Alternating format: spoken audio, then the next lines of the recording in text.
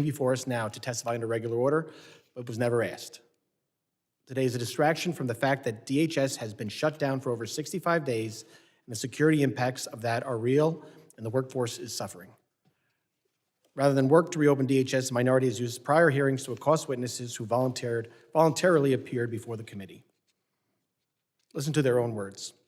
On February 10th, minority members said the greatest threat to the homeland right now is the Department of Homeland Security. Another minority member said DHS cannot be reformed, it must be dismantled. And I know the ranking member disagrees with that view, and I appreciate that. But let's be honest, those are not serious positions. DHS was created after 9/11 to break down silos, improve coordination, and help keep the American people safe. Calling to dismantle it ignores why it was created in the first place. Republicans have voted to fully fund the department 3 times. Republicans have voted to provide the department with more resources for training, body cameras, and internal investigations and accountability. This committee was the first between the House and the Senate combined to hold a hearing with federal immigration officials this year. I wish my Democratic colleagues would drop this charade and support reopening the department. That being said, I do appreciate the witnesses being here and providing testimony today. I now recognize the ranking member, the gentleman from Mississippi, Mr. Thompson, for his opening statement. Thank you very much. Good afternoon, Mr. Chairman. Before we begin, I want to welcome the newest Democratic member of the committee, the gentlewoman from New Jersey's 11th District, Ms. Miha. Congresswoman Miha is a proud daughter of immigrants, a fierce advocate for labor, and a champion for those in need. Her firsthand experience dealing with flooding and other natural disasters in her community will be an asset to this committee. We're fortunate to have her, and I look forward to working with her. Again, welcome.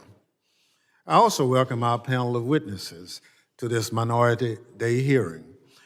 I will note that it's been 20 years since the Committee on Homeland Security held a Minority Day. Over the years, the committee has conducted oversight in countless Homeland Security issues, but none of these issues were more urgent than Americans being locked up, assaulted, shot, and killed by the Department of Homeland Security. Under President Trump, ICE and CBP have killed Renee Good, Alex Preddy in cold blood, and shot, beat, harassed, arrested, or locked up countless more innocent people. Congress cannot stand idly by while Americans are hurt and killed by their own government. That's why Democrats are demanding accountability.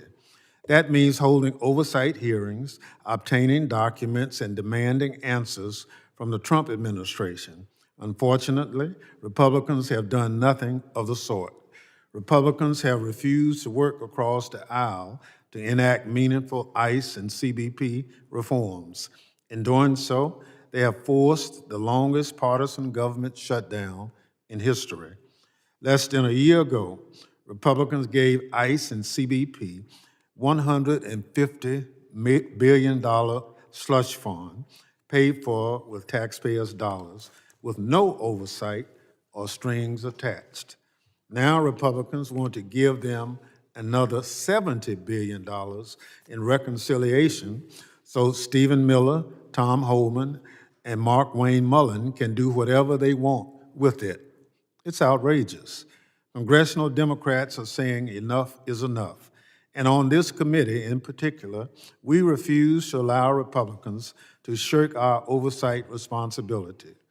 After Republicans refused Democrats' request to invite ICE and CBP to our DHS shutdown hearing last month, we requested a Minority Day hearing with Miller and Holman, the architects of Trump's out-of-control immigration policies.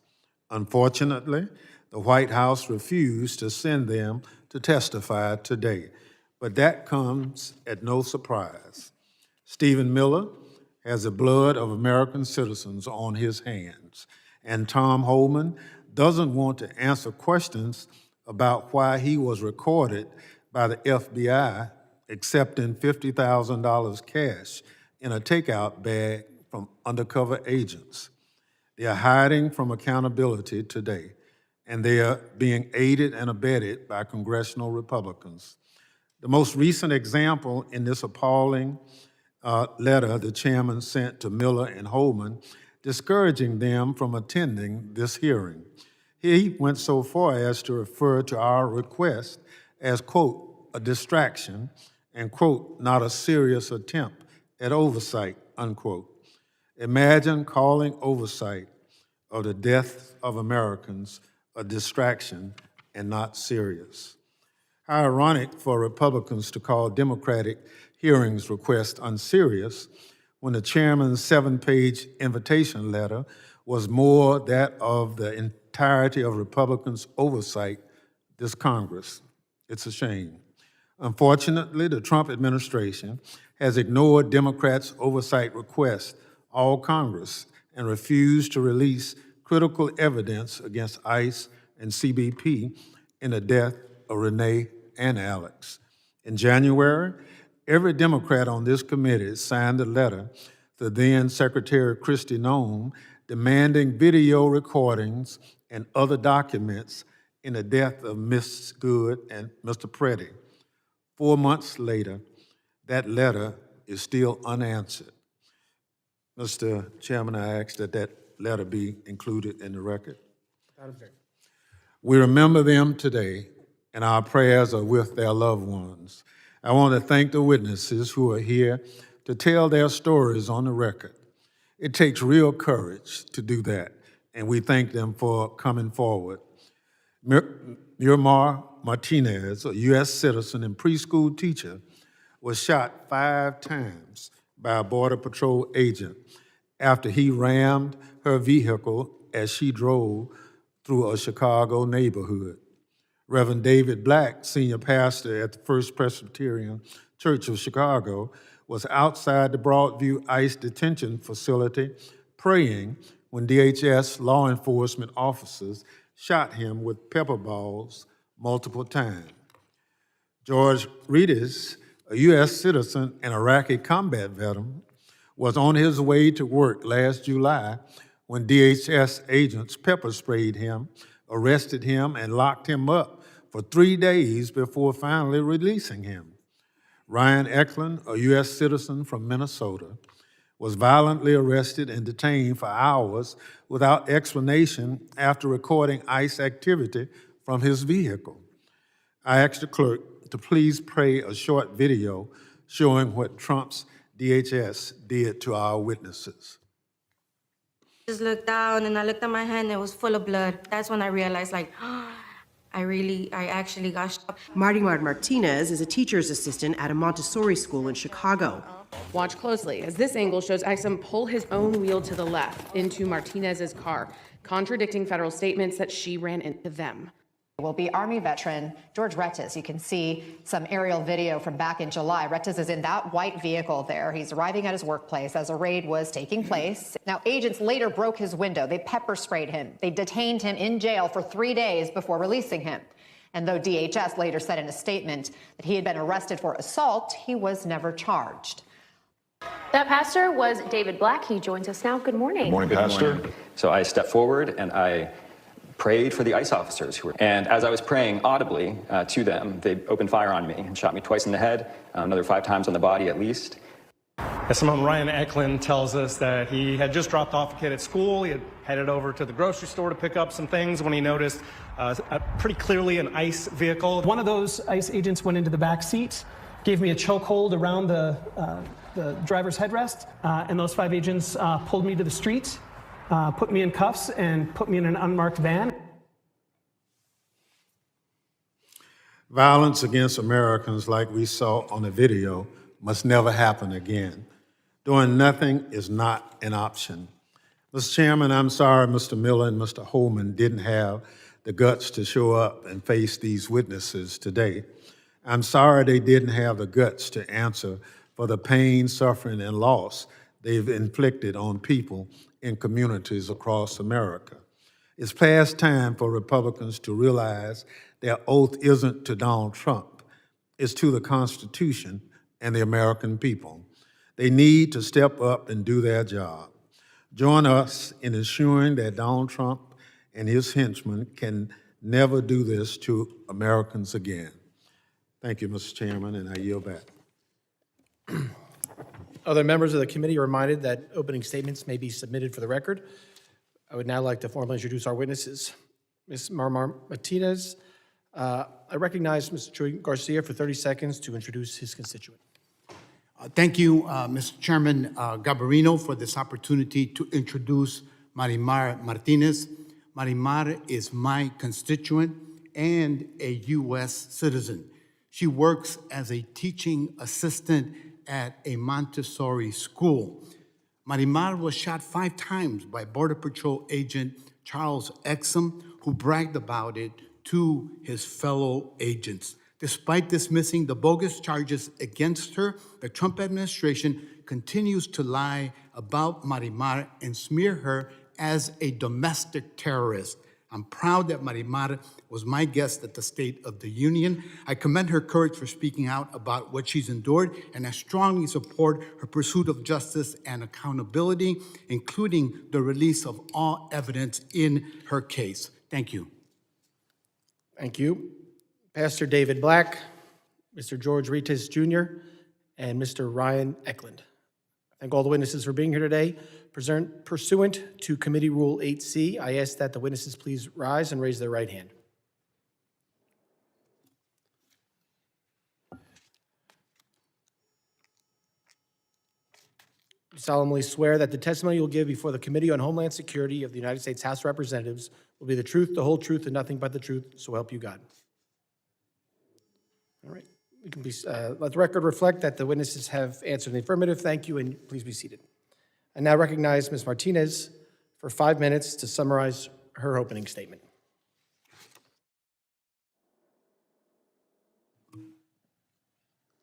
My name is Marimar Martinez. I stand here not only as a survivor of this administration's actions, but as a voice for those who cannot be heard, those pleading for justice, living in fear, and demanding real change, transparency, and accountability. I am raised and born in Chicago, Illinois. I am a daughter of immigrants, a first-generation Mexican-American. I learned the values of resilience, community, respect, love, and hope.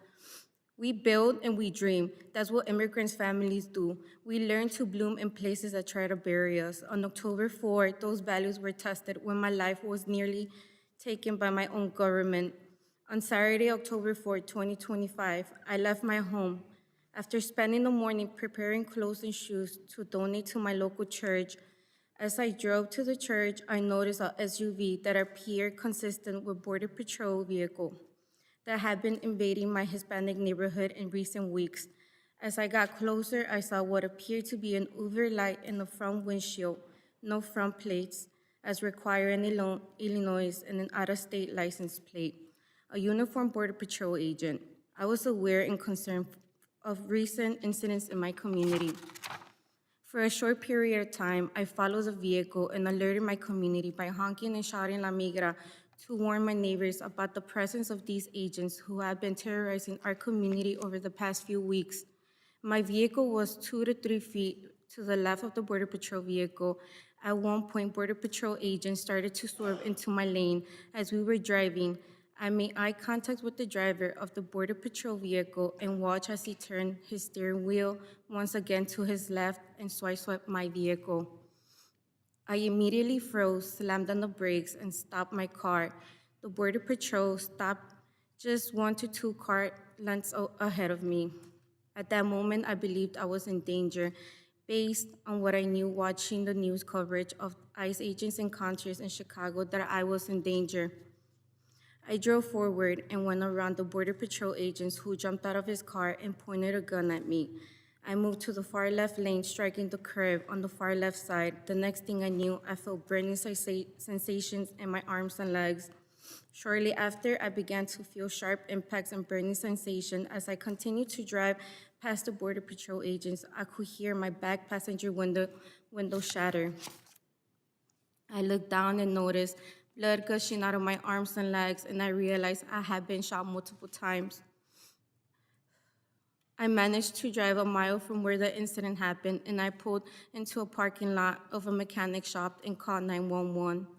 At the hospital, I remember seeing multiple agents standing around, watching me treated for my wounds. My arms, legs, and chest were all wrapped in dressings. I had 7 bullet holes in my body. I remember the agents rushing the nurses to finish up so they could take me to jail. After being at the hospital for less than 3 hours, I was discharged and placed into custody of the FBI. Because I had been rushed out of the hospital so quickly, the blood started soaking through the dressings. FBI agent called an ambulance and transported me back to another hospital where my wounds were retreated, and I received additional medical care before being released back into FBI custody and taken to prison. The news in the jail that evening had my story. I was being called a domestic terrorist. They said I ran federal agents. I was in shock. If they only knew I was just months away from paying my car, and I never intentionally damaged my vehicle, much less be crazy enough to hit a law enforcement vehicle. On Friday, I was teaching the young children at the Montessori school, and on Saturday, my own government was calling me a domestic terrorist. And I was in federal detention center with bullet holes all over my body. 2 weeks before the government dismissed all my charges in my case, I sat in federal courtroom and watched over 20 feet away as the Border Patrol agent who attempted to kill me testified at a hearing. Charles Ecklund. Charles Ecklund was my attempted executioner. Ecklund was in the courtroom testifying, explaining why he took his vehicle that I allegedly ran out of the secure FBI evidence garage and drove it back to Maine, where the CBP on-site mechanic was ordered to buff out damages to the vehicle. This was all done prior to me or my attorney having the ability to examine the vehicle. Reason for this was unknown. Watching Charles Ecklund testify felt deeply eroding. I grew revering law enforcement. Witnessing ICE actions, however, changed that beliefs. What I saw did not reflect the values I had trusted.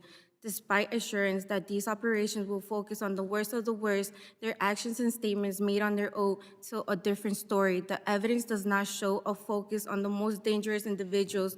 Instead, it suggests the patterns of targeting people who fit a certain profile. Individuals are being singled out, characterized such as their accent, color of their skin. This raises serious concern about fairness, discrimination, and abuse of authority. The lack of accountability for these actions is deeply troubling. We, the people, are tired of this misconduct and demand transparency and accountability. Seeing Charles Ecklund sit in federal courtroom and lie about what happened that day completely eroded all my trust in law enforcement. I know just because— Gentlelady, as time has expired, I'm sorry, but we have to keep the hearing going. I now recognize Pastor Black to summarize his opening statement. Chairman Garbarino, Ranking Member Thompson, members of the committee. My name is Pastor Black. I serve a community church on the south side of Chicago. My calling is as ordinary as they come, to preach the gospel and to care for the people of God. I have often felt compelled by the Holy Spirit to minister in places where people are suffering and calling for justice. That is what Jesus taught his followers to do. And like many of you, I happen to be a Bible-believing Christian. I'm aware that all of the Republican and most of the Democrat members of this committee are also Christians. I hope that you will receive me today not as a political adversary, but as a sibling and a friend in Christ. The Department of Homeland Security was created to protect our communities from political extremists. ICE and CBP were designed to prevent terrorism. But now they appear to be creating more fear and violence in American communities than the threats they are designed to prevent.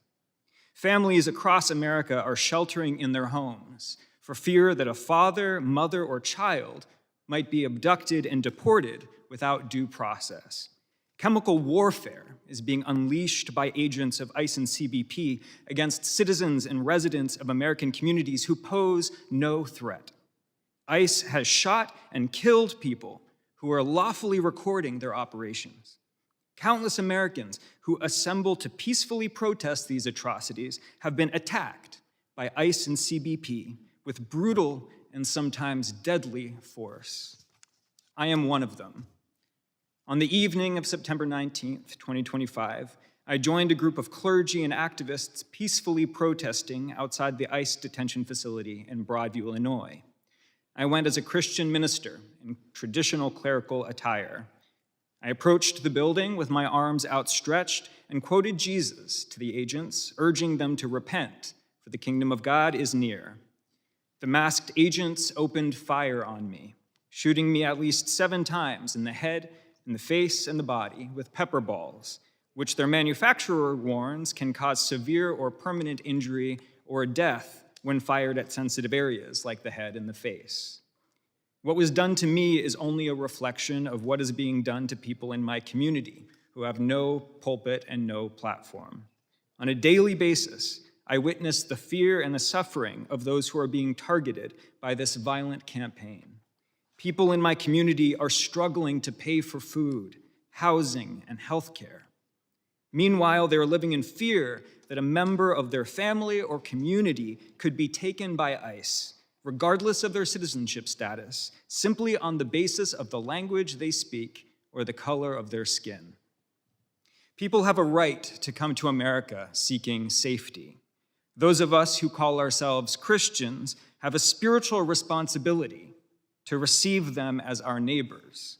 That is the demand that Jesus places upon us who are his disciples, telling us that what we do for those who are strangers, those who are hungry, those who are sick, and those who are imprisoned, we have done for him. There's an effort underway to increase funding for ICE and CBP's abhorrent activities by tens of billions of dollars, with funding that has been taken from Medicaid and food programs like SNAP. This is quite literally an effort to take food out of the mouths of babies, to pay for tear gas and bullets for ICE to use against Americans.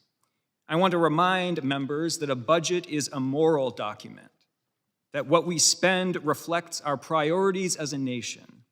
We must ask whether those priorities are food, healthcare, housing, and public safety, or whether the priority is to intensify the fear and the violence gripping our nation. As a Christian and an American, I am horrified by the radical evil being perpetrated by my government. Jesus suffered torture and execution to liberate the world from the forces of spiritual evil that oppress it. Yet many of those calling themselves Christian have built and sustained institutions that dominate, coerce, and terrorize. ICE and CBP are 2 such institutions. They cannot coexist with the kingdom of God. The only righteous path forward is to abolish these agencies, and in contrition and true repentance, rededicate their funding to support programs that feed the hungry, welcome strangers, clothe the naked, care for the sick, and set captives free. Remember, friends, that what we do for them, we are doing for Christ himself. Let those with ears to hear listen. Gentleman yields back. I now recognize Mr. Retes. I hope I got that right, for 5 minutes to summarize his opening statement. I appreciate the opportunity to appear before you today and provide this testimony. My name is George Retes. I'm 26 years old, a U.S. citizen, a veteran, and a father of 2 from Ventura, California. Last July, I was wrongfully detained by federal agents during an immigration raid while on my way to work. I did everything right. I identified myself. I told them I was an American citizen. I told them I was a veteran. I pointed out my place of work, which was right behind the barricade they established. None of it mattered. In that moment, my constitutional rights didn't protect me. My service didn't protect me. My citizenship didn't protect me. I want you to understand exactly what that situation looked like. On July 10th, 2025, I was driving to my job as a security guard at a licensed farm in Camarillo, California. Federal immigration agents were lined across the road that led to the farm where I worked. I clearly stated my citizenship and fully complied with officers, even though they were all yelling contradictory orders and no one was clearly in charge. Agents were yelling at me to reverse, to get out of my vehicle, to pull over to the side, to leave. Yet despite doing everything right, I was detained and treated as if I had no rights. Agents engulfed my car with tear gas, smashed my window, pepper sprayed my face, and dragged me out. I was choking on gas, unable to breathe, and even though I wasn't resisting, I had one agent kneeling on my back and another kneeling on my neck, while my hands were already behind my back. I was first taken to a Navy base where the agents took my fingerprints, picture, and DNA. I was then taken to a detention center and held for 3 days without charges. No phone call, no lawyer, no medical care, even though my skin burned from the chemicals. I never even got to shower. Friday morning, I was put on suicide watch. Suicide watch is a yellow concrete room with a concrete bed and a tiny mattress on top. They leave the lights on 24/7. I'm naked in a hospital gown, and the guard watches me. I'm like that in those conditions from Friday morning to the point I was released. I was released with 0 charges and no explanation for anything that happened. I missed my daughter's 3rd birthday while in this unjustified detention. After my release, the harm did not stop. Instead of correcting the record, officials from DHS, specifically DHS spokesperson Tricia McLaughlin, used social media to spread false and misleading statements about me in an attempt to justify my detention and undermine my credibility. I was wrongfully detained and then publicly misrepresented by the very agency that violated my rights. That is not transparency. That is damage control at the expense of the truth. What happened to me is not just a mistake. It is a failure of process, a failure of accountability, a failure of training, and it was a breakdown of the basic responsibility the government has to the people it serves. We talk a lot in this country about law and order, but law and order only work when the law is applied correctly and when the people enforcing it are held accountable when they get it wrong. Because when federal agents can violate someone's rights and face no immediate consequence, that is not law and order, that is government overreach. If a U.S. citizen, an Army veteran, someone who complied, identified himself, and broke no law can be treated this way, detained without charges, denied basic rights, physically restrained, and then publicly smeared to justify it, then no one in this country is as safe as they believe they are. The Constitution does not apply when it is convenient. Civil rights do not disappear because an agency makes a mistake, and truth does not stop mattering because it is uncomfortable. I'm not asking for sympathy, I'm asking for accountability, not just for myself, but for everyone who does not have a platform, a lawyer, or the ability to stand in front of you and tell their story. Because if this can happen to me, it can happen to anyone. Thank you again for inviting me to testify. I welcome your questions. Thank you very much. I now recognize Mr. Ecklund for 5 minutes to summarize his opening statement.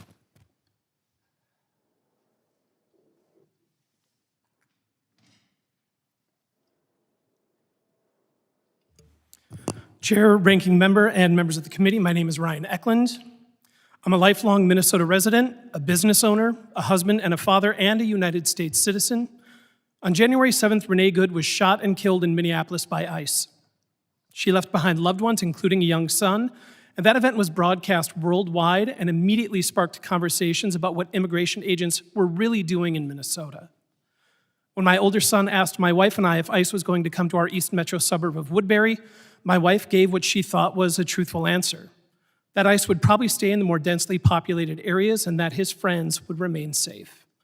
Just 5 days later, my family and I learned that was not the case. On Monday, January 12th, after dropping my son off at school, I went to the grocery store less than a mile from our home. I saw a vehicle with heavily tinted windows, Texas license plates, slowly rolling through the parking lot, and as they drove by, I noticed men in tactical gear and face coverings. At that moment, I made a decision to grab my phone and record the vehicle as I followed from a safe distance. Now, I've been asked by many people why I made that decision, and the simple answer was and continues to be accountability. Up to this point, ICE and their presence in the Twin Cities had been well documented, and I felt a strong conviction to continue to hold these individuals and the administration who sent them to spread fear and intimidation accountable for their actions in my own community. As other events showed, the best way to hold federal agents in Minneapolis accountable for their misconduct was by documenting their actions, so that's what I did. Once the vehicle noticed me following, the agents parked in another area, and I parked a few spaces away. An ICE agent in military fatigues came up to my window and took my photo, said nothing, got back into the vehicle, and then left the shopping area. I continued to follow them down the road as they then turned into my neighborhood, down my street, and into my cul-de-sac, driving directly past my house. I realized they had likely used facial recognition software to identify me.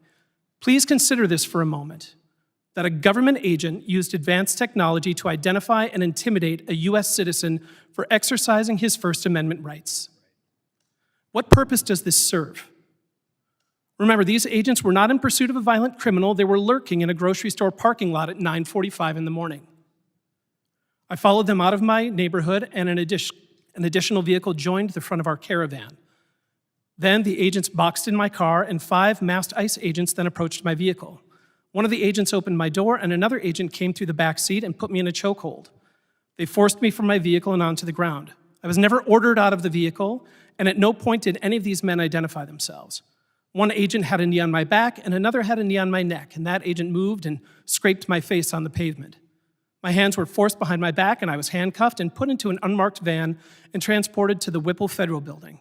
Once at the Federal Building, I was put into leg irons and into an empty holding cell, and throughout my 9-hour unlawful detention, I was joined by 8 additional detainees, each one a U.S. citizen.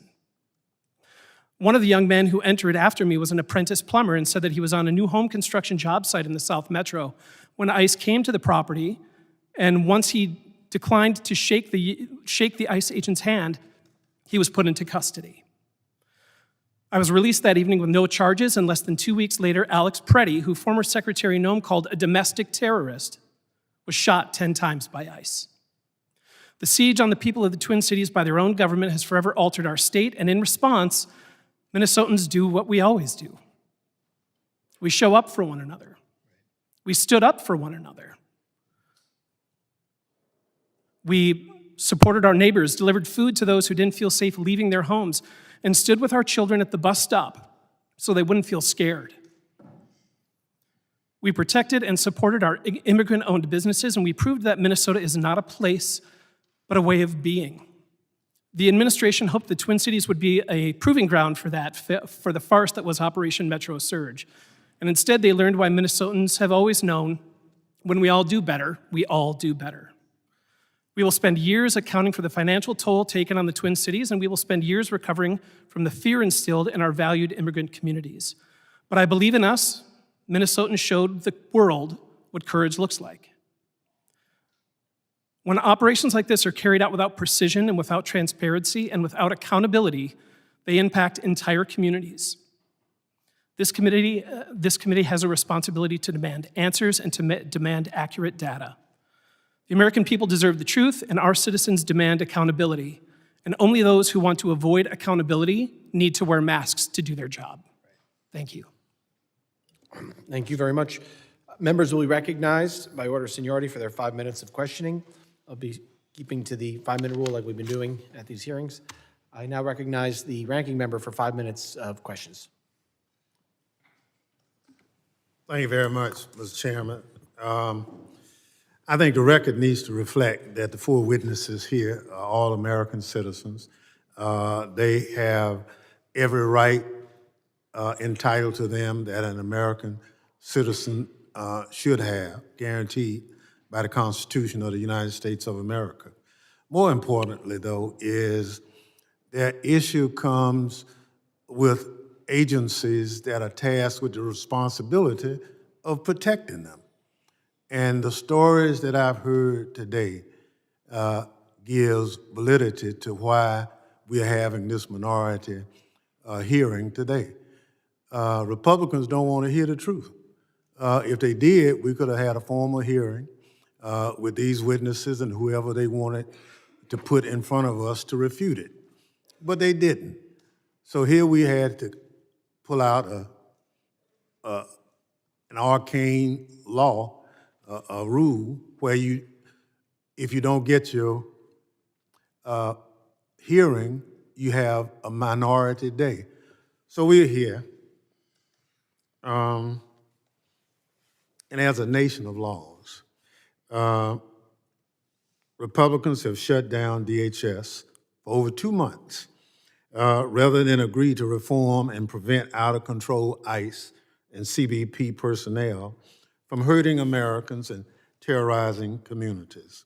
They have refused to conduct oversight and dismiss hearings as, quote, a distraction and not a serious attempt at conducting oversight. The point that I want to make is almost to the person, everybody that we have as a witness, almost within a matter of minutes, the public notice from the federal agency was that you were breaking the law. Somehow those agents were responding to out-of-control citizens. Well, we show in the film that that's not the case. And so Ms. Martinez, Mr. Retes, Mr. Ecklund, and Reverend Black, you all are worthy of this committee's oversight. So I ask you, do you believe that what you experienced at the hand of your own government is serious?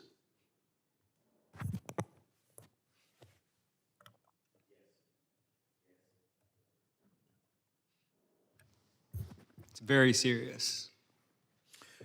So is oversight of ICE and CBP a distraction, or does it demand congressional attention? It demands attention. So, of course, this is a serious issue, and of course, this committee should be doing its oversight job. It's a shame that Democrats had to force Republicans to hold today's hearing, and obviously, other than the chairman, not a single Republican on this committee showed up. You know, we took an oath to do our duty. These are the rules, and for whatever reason, they chose not to come. That's so unfortunate. So, Ms. Martinez, on October 4th, 2025, you were driving in Chicago when a CBP vehicle swiped yours.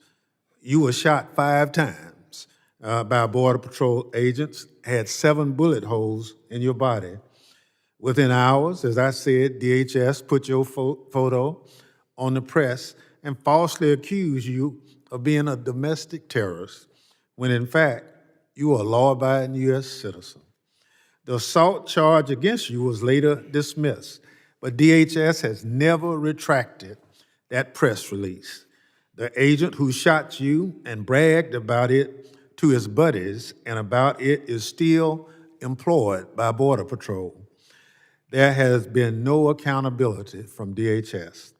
How worried are you that another innocent person might be shot if Congress fails to hold CBP and ICE accountable? Well, look at what happened to Renee. Look at what happened to Alex Peretti. It's bound to happen sooner or later. If we don't hold these agents accountable for their actions, more people are going to get hurt. Absolutely. Mr. Chair, I yield back. Gentleman yields back. Just to set the record straight, this committee did have oversight. It did have CBP Commissioner and ICE both here as witnesses. And again, the minority could have requested these witnesses to be here under regular order. Just again, correcting the record there. I now recognize the gentleman from California, Mr. Correa, for his 5 minutes. Thank you, Mr. Chair and Ranking Member, and I want to thank the witnesses for being here today. I want you all to step back a little bit and think about Homeland Security. The Department of Homeland Security was created to defend America against foreign terrorists 25 years ago. Ms. Martinez, are you a terrorist? No. Mr. Black, are you a terrorist? No, Congressman. Mr. Retes, are you a terrorist? No. Mr. Ecklund, are you a terrorist? No, sir. President Trump got elected, pledging to deport the worst of the worst criminals in our society. So I'm going to ask each one of you, Ms. Martinez, are you a criminal? No, I'm not. Have you ever gotten convicted of a crime? Never.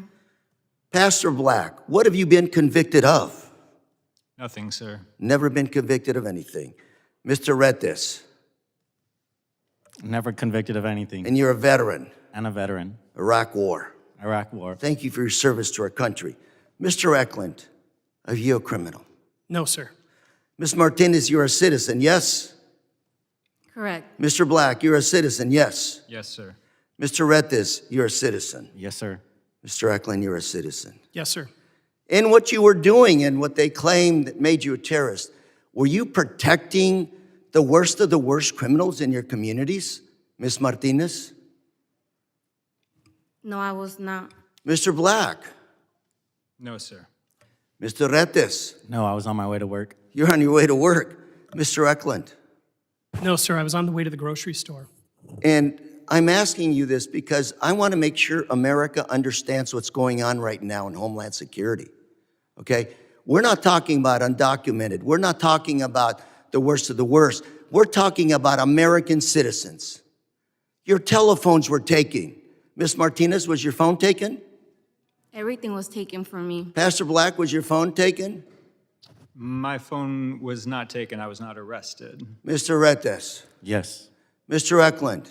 My phone was taken from me and thrown into the vehicle that was left on the street. Do you know if the federal government is now creating a database on American citizens? Ms. Martinez, what do you think? It's ridiculous. It's scary. Mr. Black? I believe, sir, that it shows contempt for public safety and contempt for the American people. Mr. Retes? It's insane. Mr. Ecklund? It's patently un-American. You know, Ms. Martinez, back home, when you have an officer-involved shooting, there is an investigation. People stop and look and try to see what happened. And those officers that are generally involved in those shootings have remorse. I know, I've talked to them.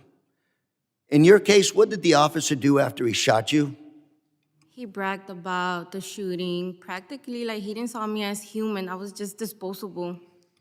And Mr. Black, when you were beat up, knocked around, did anybody show remorse, or was something, these situations justified? Congressman, we could hear the ICE officers laughing as they shot us, and afterwards the DHS also posted mocking statements about us. Mr. Retes? What was the question again? I'm sorry. After you went through the situation, did any of the officers feel remorse, asked apologies? You're an American citizen, did absolutely nothing wrong? No, they didn't care whatsoever. Mr. Ecklund, did anybody show remorse, apologize for arresting an American citizen for nothing more than your constitutional First Amendment right? Did anybody say were apologies? No, sir. On the contrary, Mr. Ecklund, you said you were in a cage with other American citizens. Yes. Who also apparently had no crimes that they committed. Yes? Yes, to the best of my knowledge, all 8 people who were in that cell with me were all I asked released without charge. this committee in this country, what is going on with Homeland Security? Why is this powerful agency not turning on American citizens? And if you followed the news, they are now buying a bunch of spy software to spy, to eavesdrop, to break into our cell phones without warrants, without any authorization whatsoever. What in God's name is going on? And I hope people watching this hearing today wake up to this, because your stories are the ones I'm hearing back home. You are not isolated incidences. This is happening all over the country. As Mr. Chairman just one last statement, $140 billion last year to Homeland Security. That's number of years worth of funding in 1 year, and this year they're back for $70 billion more. Wake up, America. Mr. Chairman, I yield. A gentleman yields back. I now recognize the gentleman from Rhode Island, Mr. Magaziner, for 5 minutes of questions. Thank you, Mr. Chairman. You know, one of the really special things about being a member of Congress is that every once in a while, you get to meet people who are truly courageous. And the 4 of you are incredibly courageous. You have risked your safety, you have risked your privacy, you have risked being harassed in order to tell your stories so that other Americans don't have to go through what you all went through. And I want to thank each and every one of you for having the courage to come here and share your stories so that everyone can know what is going on. Your courage stands in contrast to the absolute cowardice of those who refuse to even listen to your stories.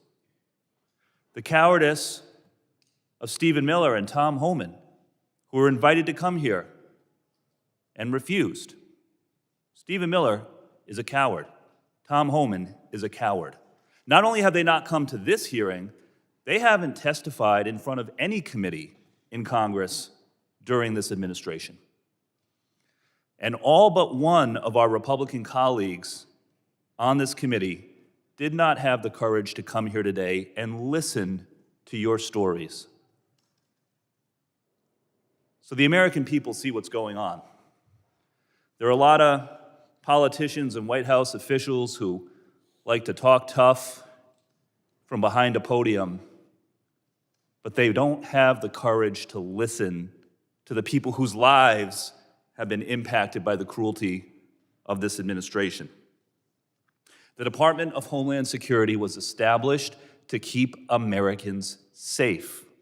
And instead, under the Trump administration, the department has been used to invade American neighborhoods with masked police, to break into people's homes without warrants, to beat and even kill Americans in the streets.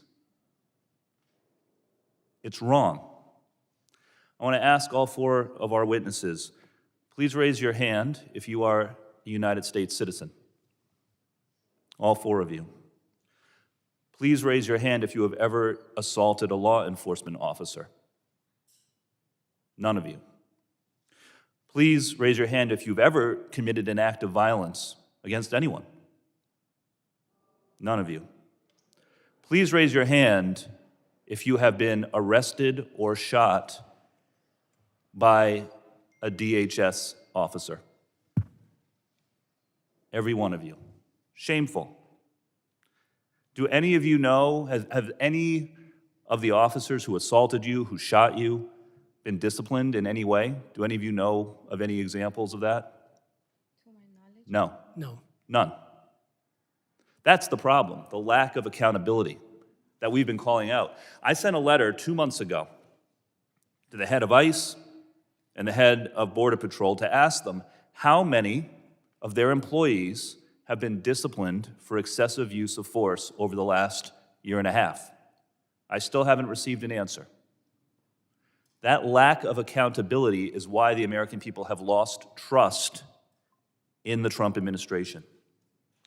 So look, we need to fund the government, but what we do not need to do is continue to give a blank check to the Trump administration to terrorize people in American neighborhoods. We do not have to do that. Mr. Retes, I want to use my last minute here to ask a little bit more about you. Can you tell us about your service in the Army, what you did for our country? I joined in 2018. I was 18 at the time, deployed to Iraq. I was stationed in Iraq for 10 months. After that, went back to Fairbanks, Alaska, that's where I was stationed. And from there, I changed duty stations to Fort Hood, and that's where I finished up my contract, and I got out honorably, completed my contract, did my service. Thank you for that service. On the day you were arrested, were you protesting? Were you harassing officers anyway? You were on your way to work, right? Yes, correct. I was on my way to work. And you were locked up for how long? 3 days, 3 nights. Were you given an opportunity to call a lawyer?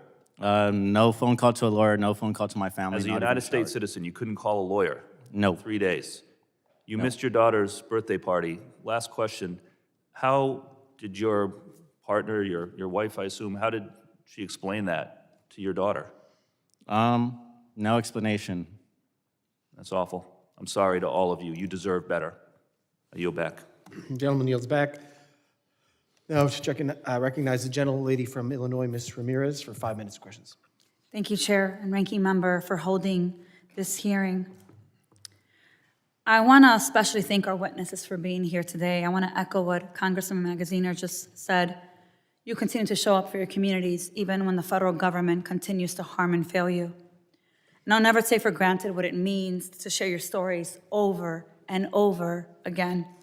So I wish that you didn't have to keep sharing your story. I want to thank you for being here today, because it's important for this body, this committee that has jurisdiction over the Department of Homeland Security, to hear directly from all of you. And while I am extremely disappointed by the fact that only one Republican is here and so many of my colleagues to the right could not be here to face you and to hear directly from you about their inaction and the impact it's had. I am grateful that you are still here and that my colleagues will make sure that your stories actually move us into action. It's clear to me that more than ever, DHS remains being the biggest threat to our collective safety. And in spite of that, this week, Senate Republicans are streamlining another reconciliation bill to fund ICE and CBP for another 3 years for $70 billion. So instead of doing policy reforms, instead of accountability and justice for you, my colleagues now want to give them $70 billion for more terror. And adding insult to injury, Stephen Miller and Tom Homan, the architects of the abuse that we are seeing, can't even be bothered to come and face the people in this room who have survived their atrocities or to come and justify to us why we should give them $1 more. So I want to make sure that the administration hears me. Firing Noam, something the people won through their action, is not going to change our resolve to conduct oversight and ensure that there is justice and accountability. Mark Wayne's attempt to roll back some of Noam's policies, they don't change anything. He is still in partnership with Miller and Homan. Taking a targeted, quieted approach to terrorize us won't deter us. We know people are still being taken. Children are being taken at check-ins. We have seen with our own eyes what DHS is capable of, and we do not consent. Trump, Miller, and Homan are willing to weaponize the government against its own people to ensure that anyone who gets in their way, U.S. citizens, end up shot, detained, deported, or in the case of so many others, dead. But we're on to them, and we're going to hold them accountable, and I'm going to make sure of that, as so many of my colleagues here will as well.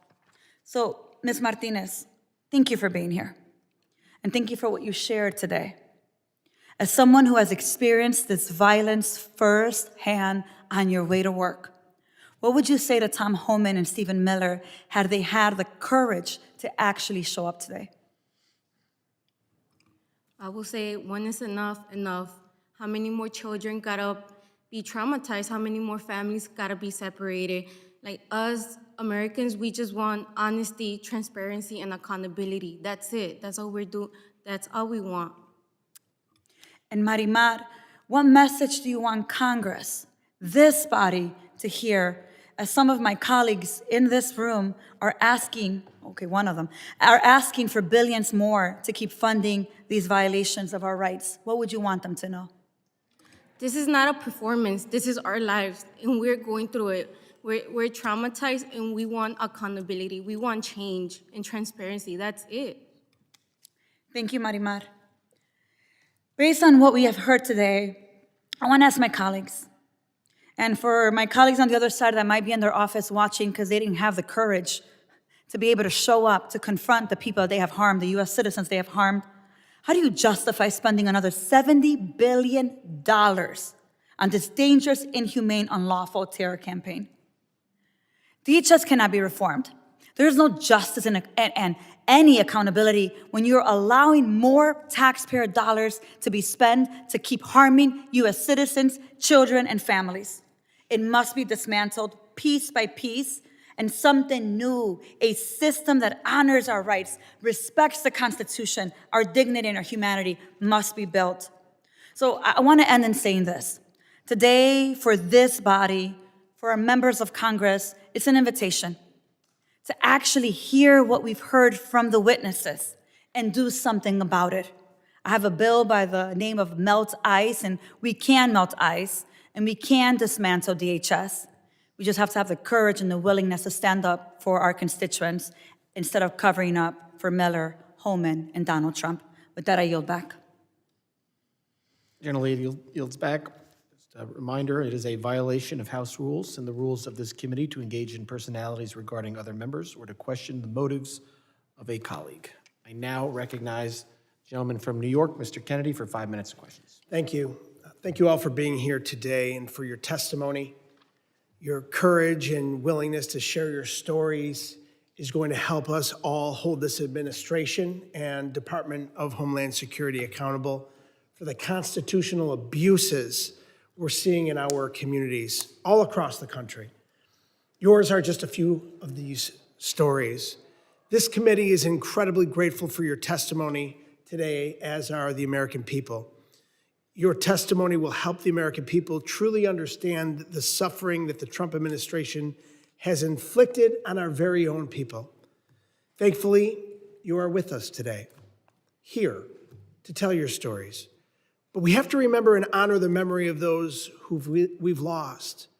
Alex Preddy and Renee Good in Minnesota, and Nurul Amin Shah Alam in my hometown of Buffalo, just to name a few. ICE can no longer continue to operate behind a smoke screen, masks, and a complete disregard for human rights.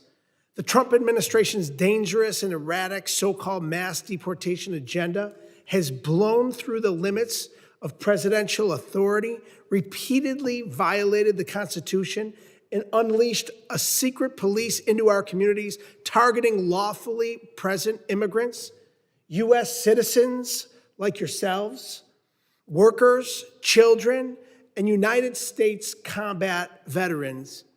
We invited Stephen Miller and Tom Homan here today. They're the architects of this un-American, unpatriotic, backwards thinking policy, and they don't even have the guts to show up and answer questions. It's embarrassing, and it's Bush League. Mr. Retes, I want to give you an opportunity to set the record straight about the false narratives that DHS has tried to push about you.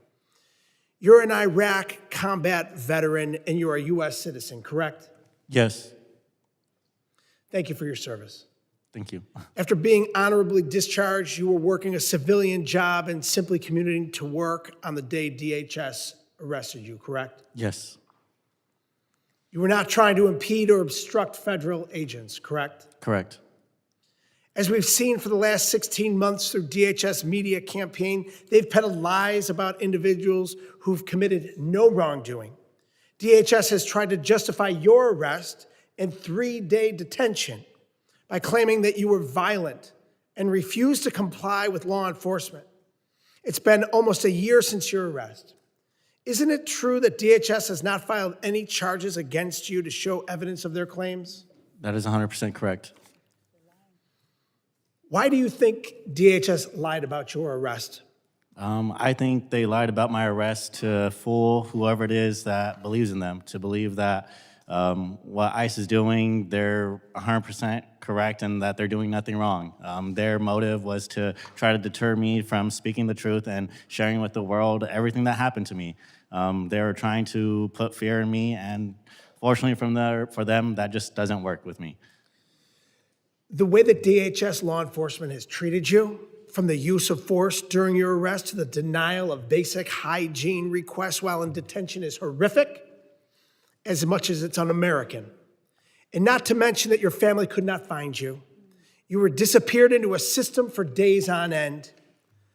Mr. Retes, why do you feel that it was important for you to come to tell your story to this committee? And what accountability do you think is needed at DHS? I think it's important to tell my story because stories like mine, stories like ours up here, can't just go unheard. Stories that are continuing to happen all over the country. These are just little stories that we just get to share. There's thousands, millions of people that are currently going through this as we are. We just have the opportunity to stand here in front of you and tell our stories. That's the only difference. And it's important that we stand up and take this opportunity that they don't have. What I want for accountability is laws changed with the way ICE and federal agents conduct themselves that allow, I hope that you guys pass laws that are able to hold federal officers accountable. I mean, you guys probably are aware that federal officials are basically impossible to sue currently with all the bills getting stripped. So federal agents basically have immunity, and that's why they continue to do all this stuff to us, because we can't hold them accountable. And so that's my goal for accountability, is that you guys pass a law. When the American people hear a story like yours and hear that this happened to a veteran who served our country valiantly, they understand that what happened to you could happen to anyone. It's unacceptable. And we as Americans deserve better. I agree with you. Mr. Chairman, thank you. I yield back. Gentleman yields back. I now recognize the gentleman from Michigan, Mr. Tanadar, for 5 minutes of questions. Thank you, Mr. Chair. Thank you all for being here. Thank you all for your courage. 47 years ago, I came to this country escaping poverty with $20 in my pocket and a big dream.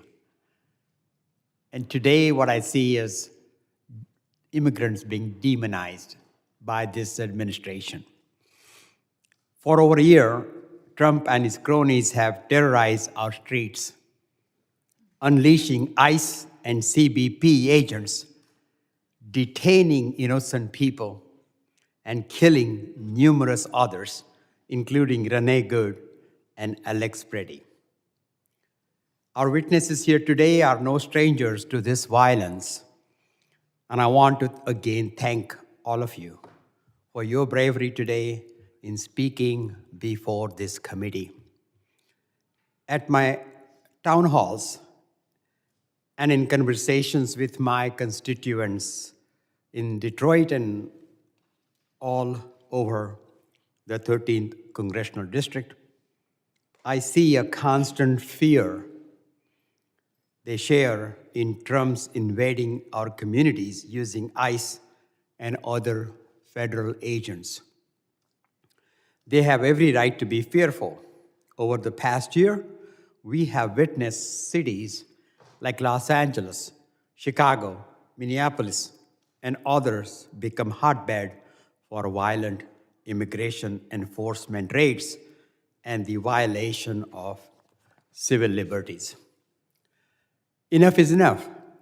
I'm tired of Trump's constant violations of our laws and precedents, demonizing immigrants, shredding the Constitution, and inflaming hateful and dangerous rhetoric against his fellow Americans for not wanting to abide by his unjust rule. The abuses of our rule of law by this administration are historic and unprecedented. And I'm worried that if we don't stop Trump now, more Americans could die. I reiterate my call for Trump to be immediately impeached. I was the first member of Congress to bring impeachment charges against this president. And I was one of the members of Congress calling for the 25th Amendment to be invoked against him, and for the American people to stand together against this tyrant. Today is a chance to put a face to how Trump's harmful immigrant policies have impacted American citizens. If there is one thing you would want anyone listening to take away from today's hearing, what would you want them to know about how Trump's immigration enforcement policies have impacted each of you personally? Anyone? Can we even trust our own government? Mm-hmm. The actions of this administration and the DHS congressmen are profoundly unchristian, un-American, anti-family values, and I am appalled by the hypocrisy of the Republican members of this Congress and this committee who talk about public safety when in fact it's people like Ryan and many people in American communities who are taking responsibility for our own safety while we're being attacked by this administration and its goons. True. Your best and the best of DHS is the least that the American public deserve, and you have not given us your best. I'm sorry, what was the question again? The question is, what is it one thing that take away from this hearing, from your experiences? One thing I take away from this hearing is that change doesn't move fast enough. Yeah. Look, we are a country of immigrants. We pride ourselves in welcoming the best of the best and their contribution to make our country the greatest on earth. And it is really shameful the way this administration has treated the hardworking immigrants who are integral part of this nation. I thank you for you being here. Thank you for your testimony. And Mr. Chair, I yield back. Gentleman yields back. Now recognize the gentleman from Puerto Rico, Mr. Hernandez, for 5 minutes of questions. Thank you, Mr. Chairman. We have reached a tragic point in the history of our country. It is a point where we need to protect the American people from the American government. Quite a contradiction. In a language that many immigrants in this country will understand, esto es una vergüenza para los Estados Unidos de América. A shame for the United States of America. What you've witnessed, what you've experienced, is an experience that many people are suffering through in this country. I represent Puerto Rico. In Puerto Rico, back in November, ICE agents shoved a pregnant woman. As a father, as a husband, I find that very disturbing. That rattles me. That worries me. Around the same time, CBP agents picked up a documented immigrant off the streets of Cabo Rojo, put her on a plane, and sent her to a detention facility in Texas where she was unable to reach her lawyer for an unreasonable amount of time. As far as we know, none of these agents have been held accountable. And when nobody's held accountable, these problems don't get fixed, they get worse. This culture of impunity is what led to the tragic deaths of Renee Good and Alex Preddy. It's what led to the tragic outcomes that you all faced in hands of your own government. Thank you for being here today and sharing your experiences. It's very brave. What happened to you and what's happening to many other Americans and people in the United States of America is wrong. It is illegal. And it deserves to be on the record in an official proceeding of the United States Congress. Now, Ms. Martinez, just to get the record very straight, you were shot 5 times by a CBP agent, correct? Correct. Did the agent have his body camera on? No, he didn't. Did the agent and the agents with him steer their vehicle towards you? They did, and it's proven. You could see it in the video. Did they yell expletives and profanities as they were doing this? They did. And were they indicted? Them? No. Were you indicted? And was the case against you dismissed? It only lasted like a month, and then my charges were dismissed with prejudice. So you were shot 5 times, indicted, dragged through a legal proceeding, while the person who shot you has yet to face any sort of accountability, correct? Correct. How does that make you feel? It angers me. Like I said before, like, can I even trust my own government? If there's not gonna be accountability, where's the trust? How do you think other Americans feel as a result of your experience? I feel many are scared. How are Latinos feeling? Oh, they're living in fear. I can only imagine. I guess my question, in the interest of time for you and for the remainder of the panel, is what would you like Congress to understand and learn from your experience?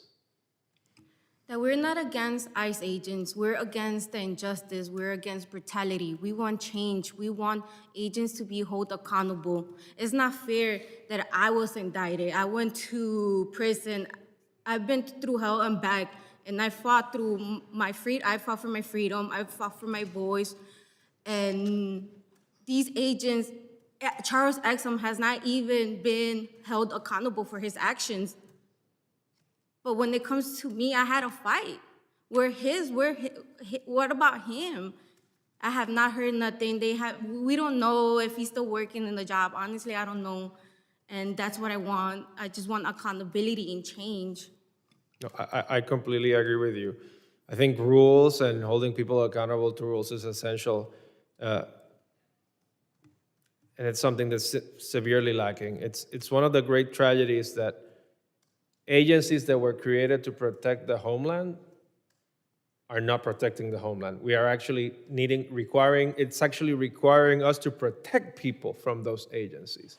Their purpose has been completely distorted. I congratulate you all for your courage, and as I said, this is a big shame for the United States of America. Esto es una vergüenza para los Estados Unidos de América. Thank you. I yield back. Gentleman yields back. I now recognize the gentlelady from New Jersey, Ms. Poe, for 5 minutes of questions. Thank you, Mr. Chairman, and to our ranking member, Thompson. Before I begin, let me just once again recognize the bravery of our witnesses and to thank you. Thank you for sharing your stories. You know, we are currently experiencing the longest funding lapse in the history of our government. Despite the Senate passing the Department of Homeland Security funding bill nearly 1 month ago by unanimous consent, Speaker Johnson has refused to bring this bill to the House floor. He is stalling because the bill does not include funding for ICE or CBP. Let me be clear. These agencies are out of control. We need serious reforms, and as all of our witnesses can attest, we cannot give them another dime until changes are made. In my state of New Jersey, recent ICE action highlighted the danger of violence and undisciplined agents.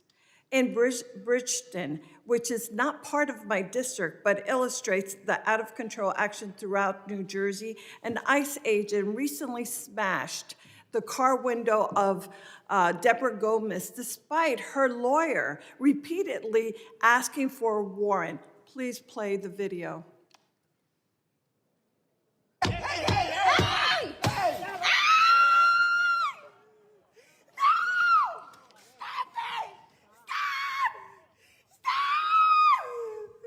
I want to see the warrant! Let me see! Let me see! This is why ICE must be reformed. Congress cannot give another penny to the reckless agency which we have accountability. So let me thank our witnesses once again for testifying today. As I've mentioned, your bravery your bravery in the face of ICE violence is courageous and inspirational. It is citizens like yourself that kept so many of your neighbors safe during ICE raids in California, in Illinois, and in Minnesota. Ms. Martinez, in your testimony, you described noticing an Uber light in front of the windshield and no front license plate, which Illinois state law requires. What is your initial reaction to seeing a vehicle that looked like an Uber without a license plate? To me, it was alarming. It brought like really concerns. Like you will go that low to like practically be an Uber driver. And then it's funny because if you go to the Uber website, on the Uber, you could see that it's illegal for them. If you're not an Uber driver, it's illegal for you to even have a decal. Right, absolutely. So yes or no, do you think that the agent in the vehicle was intentionally trying to hide their identity and the organization that they belong to? Of course. And so this is exactly why this past February, I introduced legislation, it's called the Plate Act, that prohibits ICE or CBP from obscuring and removing their license plates. Your testimony highlights the need for my legislation. In nearly 50 days, the opening of the World Cup will begin. When I asked the ICE head, Todd Lyons, who, by the way, has submitted his resignation, even though he's still with us for the next couple of weeks, if he would pause ICE enforcement to and around the matches, he refused to do so. This is a question for all of you that are here. Yes or no, would you feel comfortable attending a World Cup match or fan fest knowing that ICE agents would be present and conducting enforcement actions? Ms. Martinez, we'll begin with you. Yes or no? No, I wouldn't. Congresswoman, I don't believe anyone in America is safe as long as ICE continues to exist. Mr. Red? No. Absolutely not. Thank you. Thank you for your answer. And that is exactly why I will continue to demand public assurances that ICE will not conduct raids at the World Cup matches and other events. The public deserves this peace of mind. Thank you, Mr. Chairman. I yield back. Gentlelady yields back. I now recognize our newest member of the committee, Gentlelady from New Jersey, Ms. Meha, for 5 minutes. Thank you, Ranking Member Benny Thompson, for the warm welcome earlier, and thank you, Chairman Gabarino. It's pronounced Ana Lilia Mejia, but that's okay, it's a lot of vowels. But thank you both for convening this hearing, and thank you for the witnesses for being here. It's been 68 days since the Department of Homeland Security shut down, and unlike our Senate counterparts, my colleagues, my Republican colleagues in the House have chosen dysfunction over bipartisan compromise, opting for a 2-week vacation instead of serving the people. And respectfully, Chairman, this is not a distraction. This is, in fact, an attempt to expose injustice and the failure of my Republican counterparts, a failure that has real consequences, as we've heard today. Airports across this country have descended into chaos. TSA officers have gone unpaid. The Coast Guard is serving without pay, and as usual, the American people are paying the price. More than 4,000 FEMA employees are still working without pay, many for the third shutdown in less than a year, and soon disaster relief funds will run dry. Why is this happening? Again, because my new Republican colleagues have prioritized sending more money to ICE and Customs and Border Protection than any meaningful reform.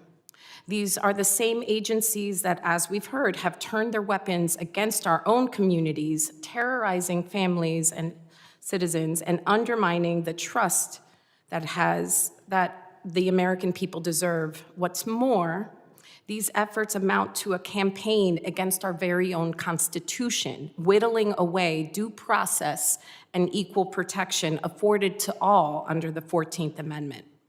Again, I want to remind my new colleagues that the Senate offered a bipartisan path forward, funding TSA, FEMA, and the Coast Guard, and while keeping the country running while we negotiate real reforms.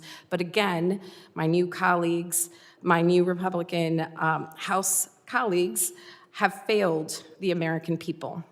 We cannot continue to ignore the human costs. As we've heard from those who have come to testify today, including Ms. Marimar Martinez, who is here today, a US citizen shot 5 times. And disgustingly, the agent in question who shot her bragged, "I fired 5 rounds and she has 7 holes." Ms. Martinez rightfully speaks of injustice. Pastor Black rightfully speaks about the failure to meet the expectations of the American people. In fact, all of our witnesses are speaking truth to power in this moment. I want to ask all of the witnesses today, what meaningful actions can we, as members of Congress and as your fellow Americans, in fact, do to bring justice not only to you, but ensure the full freedoms for the American people? A real follow through and actually hold these agents accountable. Thank you, Congresswoman. With respect to the members who believe in reform, I believe that this department and administration really need an exorcist. That's my opinion as a pastor. Add 5 words to the Bill 1983 and hold federal officials accountable to state and local officials. I would simply ask for accountability for individuals who have an immense amount of power to have a commensurate level of accountability. Is there anything that you would want that you haven't had an opportunity to say to the American people that you would like us to hear, starting with perhaps Mr. Ecklund? For those individuals who think that what is happening in these communities we've talked about today, for those who think that it is theater or exaggerated, that is very much not the case. It's happening to people. Ours are just some of the stories. And it's not just happening to the individuals who are actually experiencing these run-ins with ICE. It's happening to our friends, our loved ones, our wives, our children. Mr. Retes, Pastor Black, or Ms. Martinez, if there's another thing you would like to share. Thank you for the question, Congresswoman. I would like people to understand in this Congress and in the United States that what we are facing, the evil we are facing from this administration, goes beyond political solutions and it goes beyond reform. It requires spiritual solutions, and it requires especially those who claim to be of faith and of the Christian faith that I share to show up in the truth and the conviction and integrity of the values of what Jesus taught us. Because what we do to those who come into our communities, how we treat strangers, is how we treat Jesus himself. Thank you. Thank you. I would like to yield. Gentlelady yields back. I now recognize the gentleman from Louisiana, Mr. Carter, for a 5-minute question. Thank you, Mr. Chairman, and thank you to our witnesses for being here today. I regret that members of the Trump administration, namely Deputy Chief of Staff for Policy to the President of the United States, Stephen Miller, and the administration's so-called border czar, Tom Homan, ignored, and I underscore ignored, the request to appear today and ignored an opportunity to address the American people. Question begs to be answered, what do you have to hide? Why aren't you willing to listen? Why aren't you willing to defend the actions of your agents? And I'd like to also reflect for a moment procedurally how these committees are usually run. We usually have a Democrat and then a Republican, and it alternates back and forth. But I want you to notice, we're going Democrat in succession, one after another. Why? Because my Democratic colleagues didn't even have the decency to show up to listen to you. Republican. My Republican colleagues didn't even have the decency to show up. Democrats are here. Democrats have shown up. Republicans' seats are empty. That means they didn't even care to listen. 4 United States citizens who've had their rights trampled, who were nearly killed. Mr. Retes, who is a celebrated serviceman, who put his life on the line to go to Iraq to fight for us. It's disheartening to think that my colleagues wouldn't even want to show up. It's disheartening to think that these Republican seats are all empty. Kudos to Chairman Garbarino for being here, for at least listening, for giving the time and attention to the stories that have been told. Whether they accept the invitation or not, the hearing remains a crucial opportunity for this committee and the American public to understand the real impact of this administration's dangerous enforcement policies on both citizens and migrants. What we learned here today will help us investigate and hold the administration accountable for its actions. In my district alone in Louisiana, we've heard heartbreaking stories of children, United States citizens, who were deported.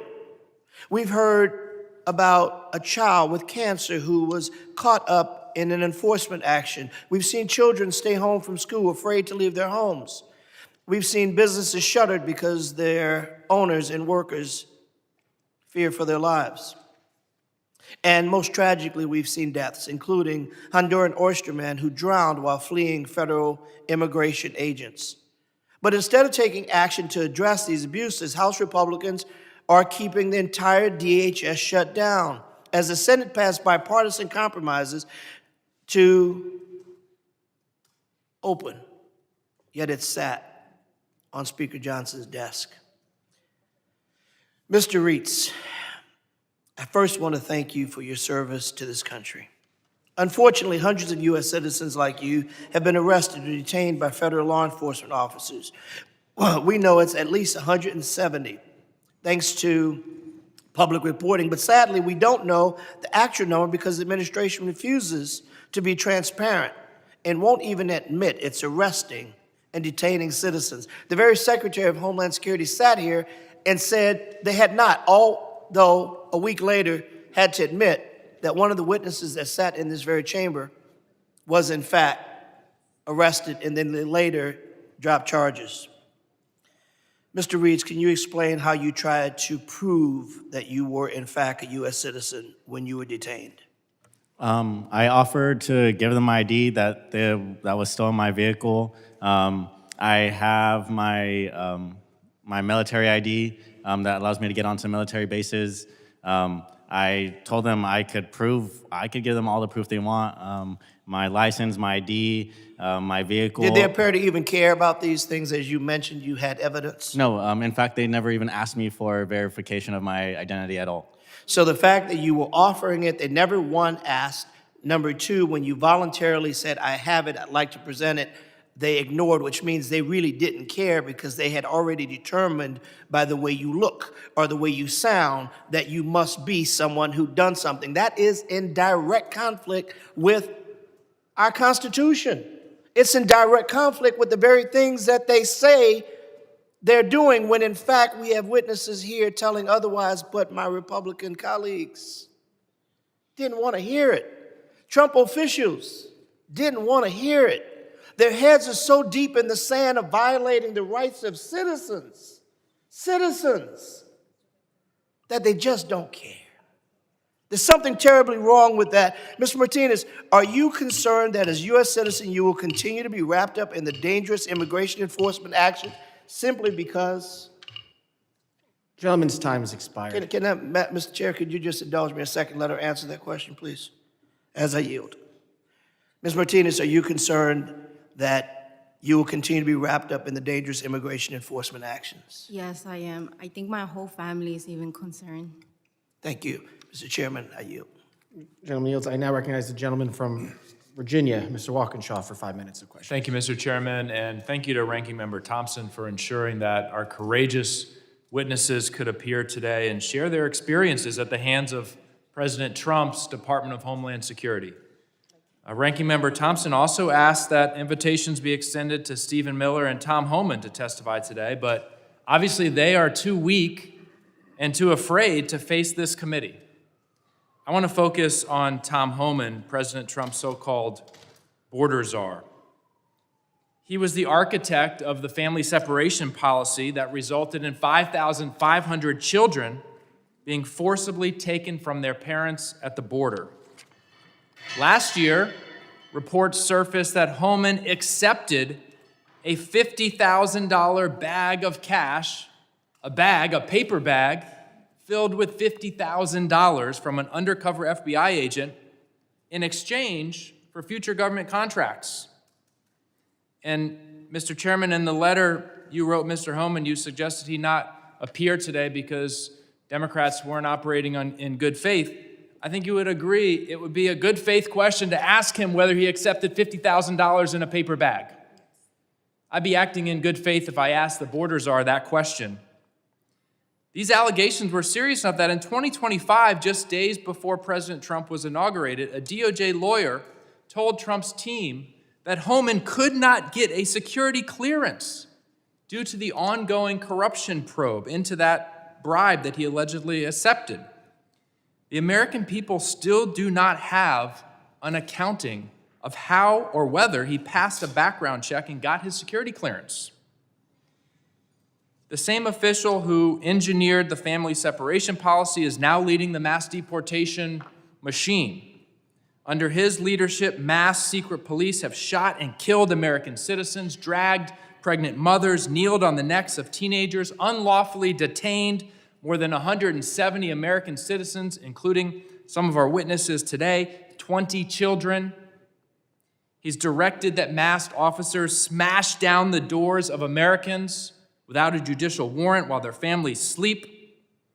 Our witnesses today have suffered the consequences of his failed leadership. And your testimony is evidence of what happens when people like Homan are allowed to operate with impunity and without real oversight. If he's so confident about his decisions, about his leadership, he should be willing to appear before this committee today. We have a video of Mr. Homan. We can play that. When we go in the community and find that bad guy, many times they're with others. Others are in the country illegally, but may not have a criminal history, but guess what? They're coming too. The instructions to ICE is enforce immigration law. You find an illegal alien, you're going to arrest him. If he's not a criminal, I don't care, you're going to arrest him. Right now, they're demanding mask off. That's a non-starter. We're not even talking about it because until you stop your language, we're not taking the mask off. I don't care if he's not a criminal, arrest him. We've been told that the Trump administration's policy is focused on the worst of the worst. But the border czar says arrest them, even if they haven't committed a crime. We know arresting American citizens too, not just those who are undocumented. From family separation policies in the first Trump administration to abusive tactics today, his record is defined by inhumane policies. I want to ask our witnesses, starting with Ms. Martinez, if Mr. Holman was here today, if he had the courage to show up, what would you like to ask him? Like I said, one is enough. Why bring fear to our kids? How many more of our kids gotta be living in fear? How many more families are gonna be separated? We just want transparency and honesty, that's it. Pastor, what would you like to ask Tom Holman? Congressman, I believe that every person in the United States has an equal entitlement to safety in this country, regardless of their citizenship status. And I find it hypocritical that Mr. Holman, who is a descendant of immigrants who came here seeking safety and prosperity, would say that only citizens are entitled to the good things of this land. Mr. Retes? I was told if you have nothing nice to say, don't say it at all. Okay. That's not usually the rule in this committee, but Mr. Ecklund. I would simply ask him for his resignation and then ask him to apologize to every person from the Twin Cities on his way out the door. Thank you. Mr. Chairman, I yield back. Gentleman yields back. I now recognize the gentleman from Texas, Mr. Green, for 5 minutes of questions. Thank you, Mr. Chairman. And again, I compliment you for hearings, especially this one. And I thank the ranking member as well. Ms. Martinez, you suffered great harm, both physically and mentally. Are you of a frame of mind to walk through this with me today, or would this be too much for you? I could try. Is it true that you were on your way to church at the time you were detained? Yes, I was on my way to donate clothes. Is this something that you do often, or was this a rare occasion? Yeah, I do it often. Are you a church-going person? Not really, I just like giving back. And when you were stopped or confronted by this officer, did he give you warnings indicating that he'd like to talk to you? Did he try to de-escalate? No, he did not. He started swerving at my vehicle. He was getting in my lane. Now, it's been said that you were shot 5 times. Is this true? Correct. Here's what I'd like you to do. Can you just point to one of the places where you were shot, please? I got shot right here. Okay, you can stand if you'd like to.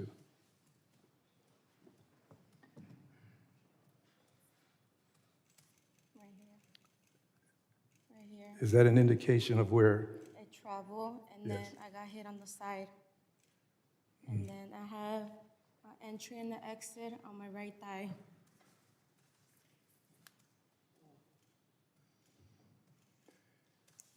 And then this one travel to the back of my leg. Please.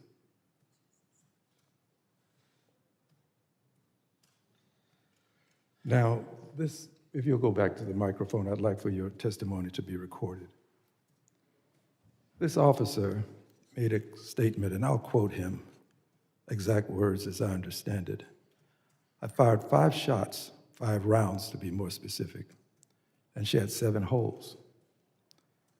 I saw the bullet go into your arm, and it made an exit. So he's counting the number of times the bullet traversed your body, in and out. When you were first hit, the first bullet, were you aware that you were shot? No, I thought it was the pepper pellets. Because I seen like before everything that was happening that they were shooting people with the pepper pellets. So I thought it was a pepper pellet. But And then the second shot, were you able to make a not distinction really. between Everything the just second? happened so fast. So at the end of these 5 rounds, were you conscious? Yes, I was. And I was able to drive a mile. And you drove yourself away from the scene of this Safety, yeah, because imagine if I would have stayed, I wouldn't be here to testify. I wouldn't. How far did you drive?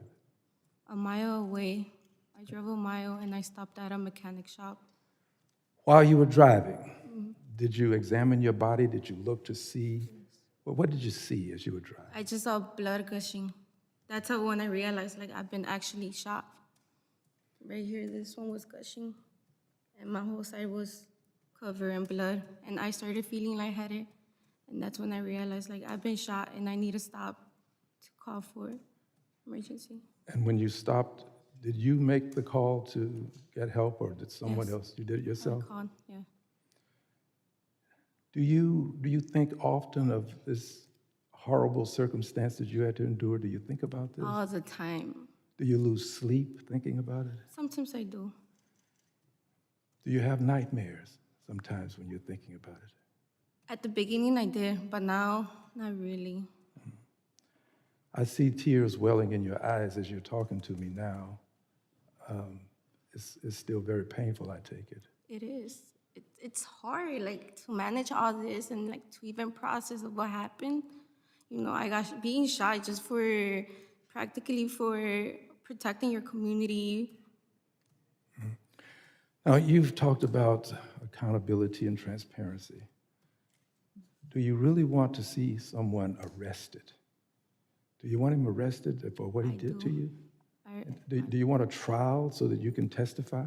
Yes, because I want the world to, like, I want the world to see my pain, my trauma. Because it's not something to joke about, right? This is my life. We're talking about my life. Well, that's where I was going to go next as I close, and I'm out of time. There are many more things I'd like to ask. But this officer indicated that he told his comrades to put that in your book, boys, the fact that he put 7 holes in you with 5 rounds. No empathy, nothing. Like, I was disposable to him. Yes. Well, my prayer is that you will have your day in court. You deserve your day in court. This is not your day in court. Thank you. You deserve justice. Thank you. Thank you, Mr. Chairman. Gentleman yields back. Members of this Mr. committee. Chairman? Yep. I have a parliamentary inquiry. Yes. Where are Stephen Miller and Tom Homan? I don't know. Mr. Chairman, I have a motion at the desk. Okay.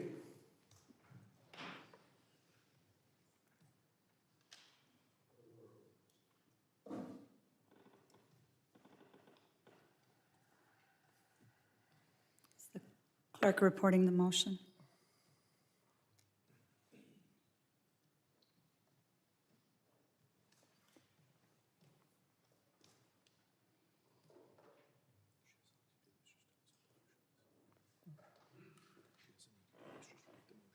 You want to read the motion?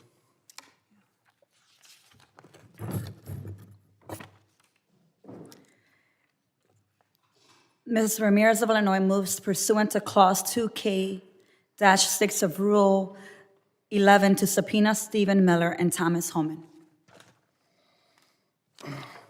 Pursuant to Clause 2K6 of Rule 11. Oh, okay, all 2K6 motions will be held in abeyance until the end of the hearing. We're now going to go to recess.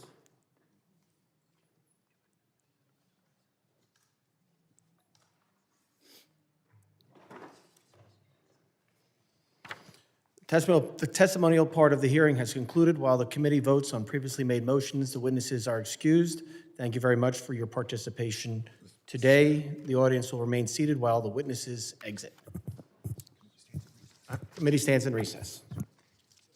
I have a closing statement.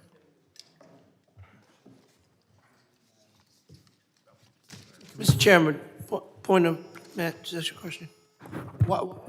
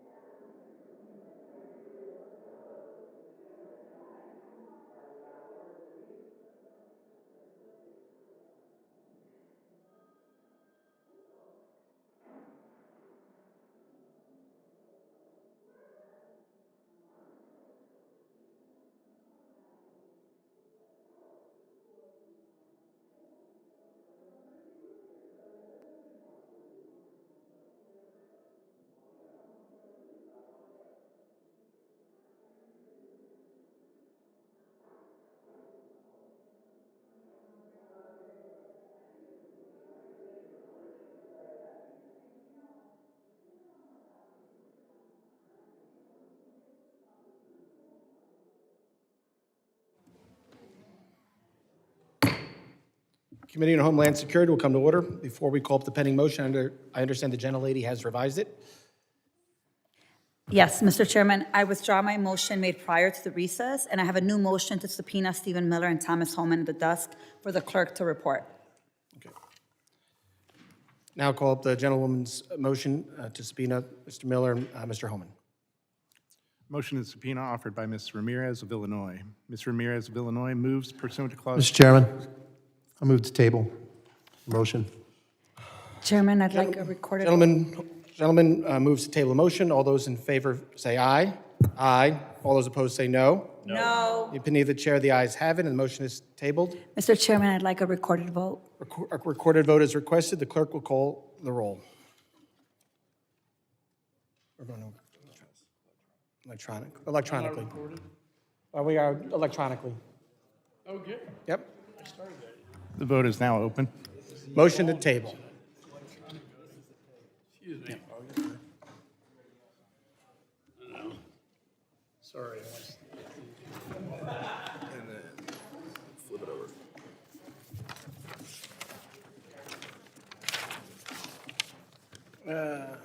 Hold on.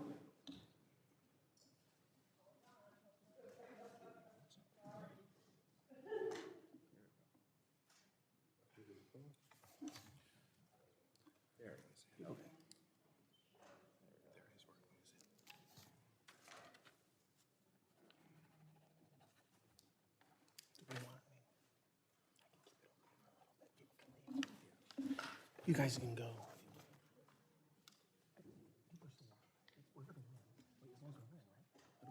That's all right. Fluger's on his way.